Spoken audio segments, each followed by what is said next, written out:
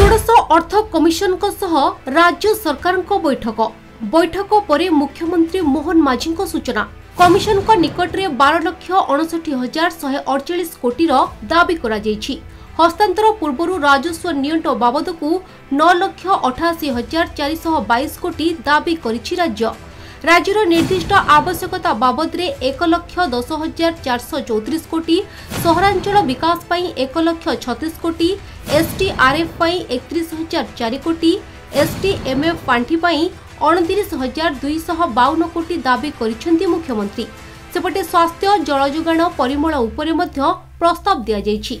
आगामी 5 वर्ष पाई कमिशन को निकट रे दाबी रखा जायछि। एसटीआरएफ रे 100% केंद्र देबाकू दाबी रखिथिबा कहिसेंती मुख्यमंत्री मोहन माझी। केंद्र सरकारंकर जो टिकस अछि बा टिकसर जो आय हुए सेथिरु साधारणतः भाबे राज्य मान को जो बंटन करा जाउछि 41%। 41% रु किभଳି भाबरे यह 50% को वृद्धि पाइबो। आ सेथिपाई आज आमे कमिशन पाखरे हमर दाबी एथिरे उपस्थापना आमे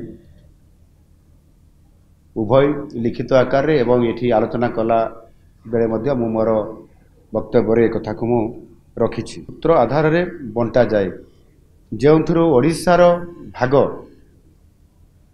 4.528% ओडिशा पाई थाए। यही ओडिशार भाग को तार वृद्धि करिवा पई आमे 4.964% को बढ़ाइवा पई आमे दाबी रखिछु। यह करले निश्चित भाव में आमे अधिक आर्थिक सहायता ओडिशा पाई परिबो एवं षोडश अर्थ कमिशन 2026 रु 31 अवधि पई केंद्र द्वारा आकलन करा जायथवा मोट राजस्व प्राप्ति जीआरआर रो 2% समस्त ग्रामीण और सहरांचल स्थानीय निकाय संस्था पाई मिलित अनुदान स्थिर करिया पाई मध्य आमे प्रस्ताव देइछु।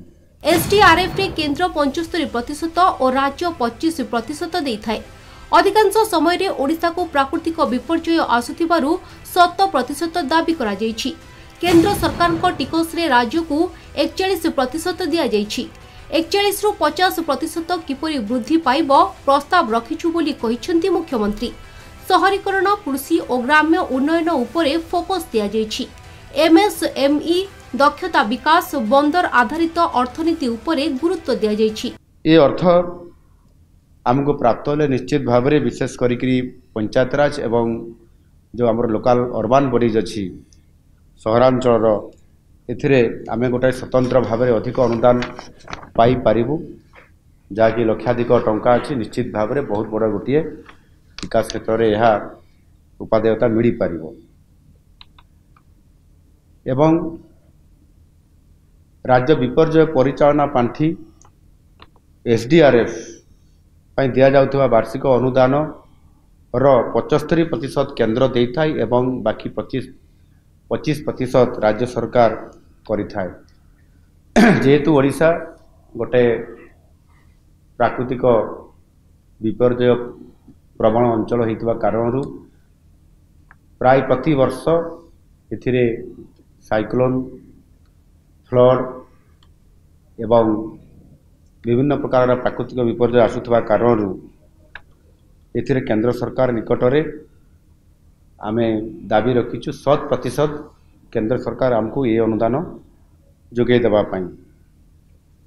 एहा सहित बेसिकली स्वास्थ्य क्षेत्र को अधिक रुद्धिमंत करिया पाई, जल जोगाण और परिमल एवं ता सहित बार्धक्य सुरक्षा एभली एक किसी गुरुत्वपूर्ण प्रस्ताव को आमे रखिछु एवं कमिशन को मध्य प्रस्ताव देइछु।